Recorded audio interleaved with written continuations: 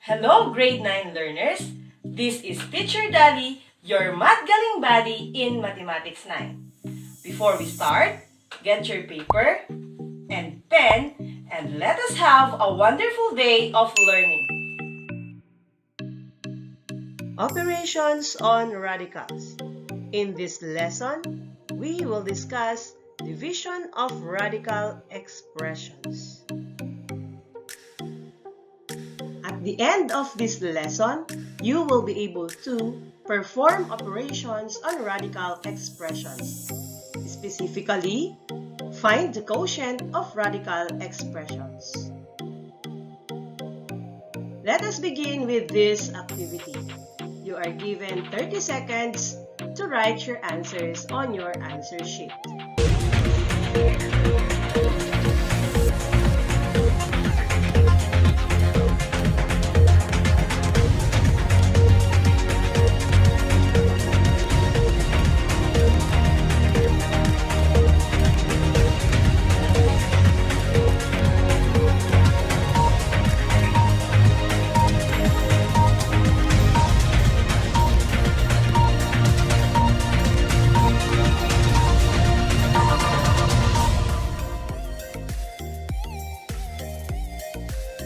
Let us reveal the correct answer.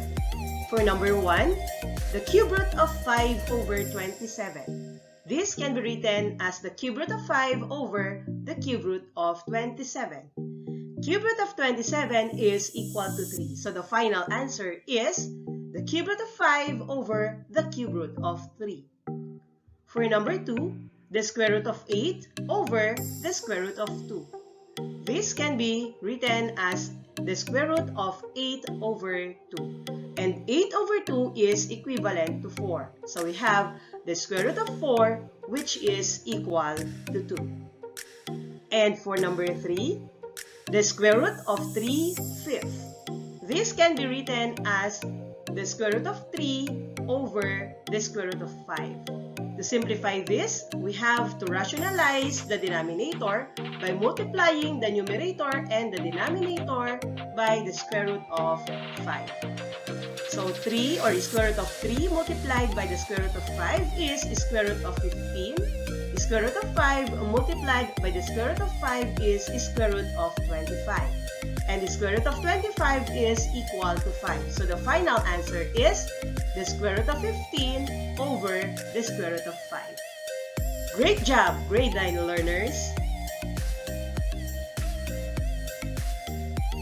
In this video, we will discuss dividing radicals with the same index, dividing radicals having different indices, and rationalizing the denominator. Let us begin by dividing radicals of the same order or the same index. To divide radicals with the same order or the same index, we are going to follow the quotient rule for radicals. It states that the nth root of a over b is equal to the nth root of a over the nth root of b. Let us have our first example. The square root of 35 divided by the square root of 5. Using the quotient rule for radicals, we can rewrite the expression as the square root of 35 over the square root of 5. And this is equal to the square root of 35 over 5. 35 divided by 5 is 7. So the final answer is the square root of 7. Example number 2. The square root of 32x raised to 4y cubed divided by the square root of 8xy. This can be written as the square root of 32x raised to 4y cubed over the square root of 8xy. Using the quotient rule for radicals, this can be the square root of 32x raised to 4y cubed over 8xy. So let us now divide the radicals. 32 divided by 8 is equal to 4. X raised to 4 divided by x, we just copy the base, subtract the exponent, so we have x cubed. Y cubed over y or divided by y is equivalent to y squared. Then, simplify your answer. The square root of 4 is equal to 2. And the square root of x cubed is x. And meron pa tayong x under the radical sign. And then, the square root of y squared is equal to y. So, the final answer is 2xy is square root of x. Example number 3. The fourth root of 35x raised to 5 divided by the fourth root of 7. This can be written as the fourth root of 35x raised to 5 over the fourth root of 7.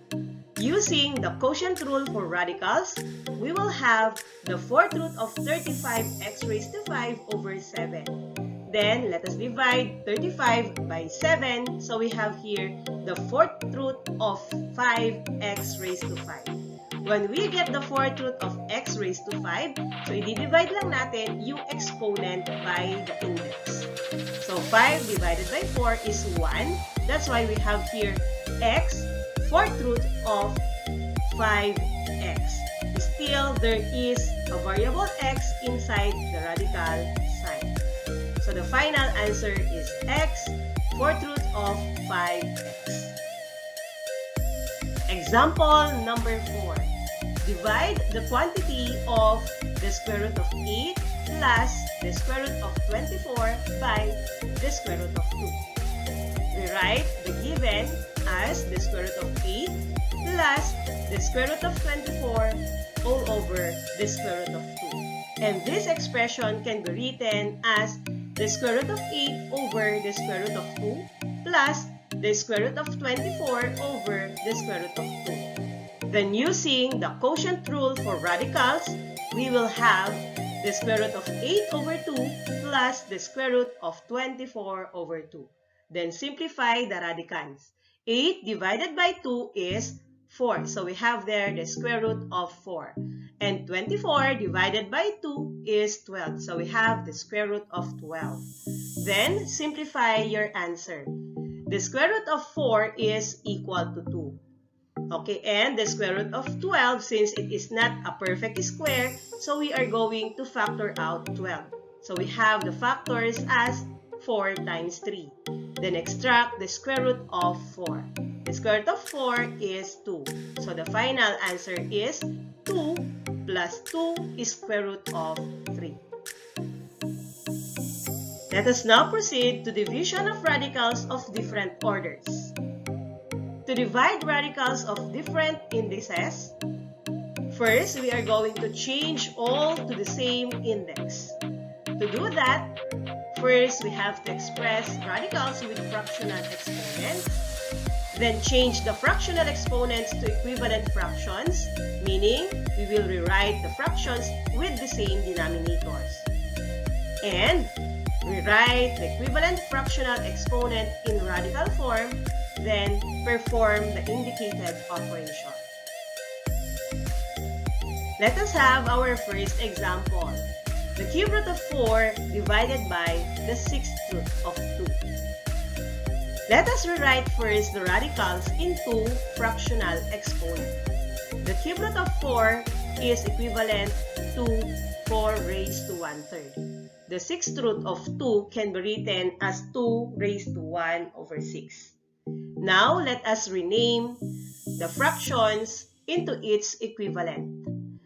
The LCD is 6. So, 1/3 can be equivalent to 2 over 6. So, if the LCD is 6, divide the LCD 6 by the denominator, that is 6 divided by 3 equals 2, then multiply 2 by 1. 2 times 1 is 2. So, we have here 2. 1/3 is equivalent to 2 over 6. Since the denominator of the fractional exponent on the second expression is already 6, so we have here already 1 over 6. Then, express the fractional exponent into radicals. 4 raised to 2 over 6 can be written as the 6th root of 4 squared. 2 raised to 1 over 6 can be written as the 6th root of 2. Then simplify your answer. 4 squared is 16. So we have the 6th root of 16. Then divide this by the 6th root of 2. Using the quotient rule for radicals, we can rewrite the expression as the square root of 16 over 2. And 16 divided by 2 is equal to 8. So the final answer is the 6th root of 8. Example number 2. The square root of 2xy squared divided by the cube root of 8xy cubed. Express the radicals into fractional exponent. On the first expression, ang radicand natin ay 2xy squared. So this will become the base. Since ang index natin is 2, so the exponent is 1/2. On the second expression, ang radicand natin ay 8xy cubed. This will become the base. And the exponent is 1/3 since ang index natin ay 3.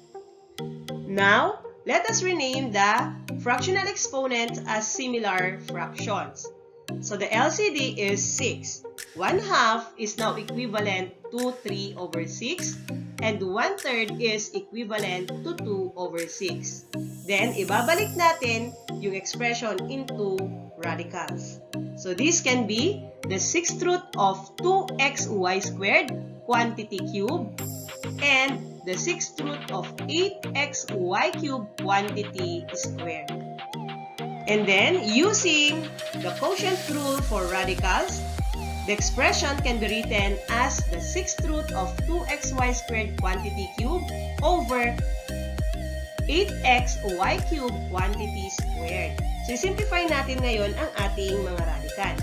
So, 2xy squared quantity cube is equivalent to 8x cubed y raised to 6. And 8xy cubed quantity squared is equivalent to 64x squared y raised to 6. Then, simplify. So, 8 over 64 is equivalent to 1 over 8. Or kahit hindi na natin isulat yung 1. X cubed divided by x squared is x. Okay, then, y raised to 6 divided by y raised to 6 can be cancelled out since they are equivalent to 1. So, we have now the 6th root of x over 8. Since the denominator is under the radical sign, we are going to rationalize the denominator. So, multiply the numerator and the denominator by the 6th root of 8 over 8. Okay? Then, multiply the numerator. X times 8 is 8x and 8 times 8 is 64. Then, simplify your answer.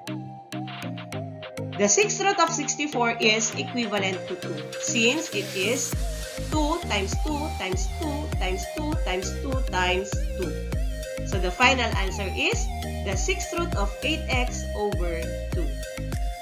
What if the expression contains binomial denominators? Let us now rationalize binomial denominators. Two binomial radical expressions are said to be conjugate if they differ only in sign that connects the binomials. For example, 5 minus the square root of 3. Its conjugate is 5 plus the square root of 3. Another is, if we have the square root of 2 plus the square root of 7, its conjugate is the square root of 2 minus the square root of 7. The product of the radical expressions and its conjugate is a rational number. So let's say if we have the square root of x plus the square root of y multiplied by the square root of x minus the square root of y. So when we get the product of the first terms, x times x is x squared. So we have here the square root of x. Then, the product of the outer terms, the square root of x times the square root of y is equal to the square root of xy. Product of the inner terms, the square root of y multiplied by the square root of x that is equivalent to the square root of xy. And product of the last terms, the square root of y multiplied by the square root of y is equivalent to y squared, or the square root of y squared. Then simplify. The square root of x squared is x. Then, since they are unlike signs, so we can cancel them out. Okay, the square root of y squared is y. So we have now x minus y as the product, and this is a rational number. Another is 5 plus the square root of 3 multiplied by 5 minus the square root of 3.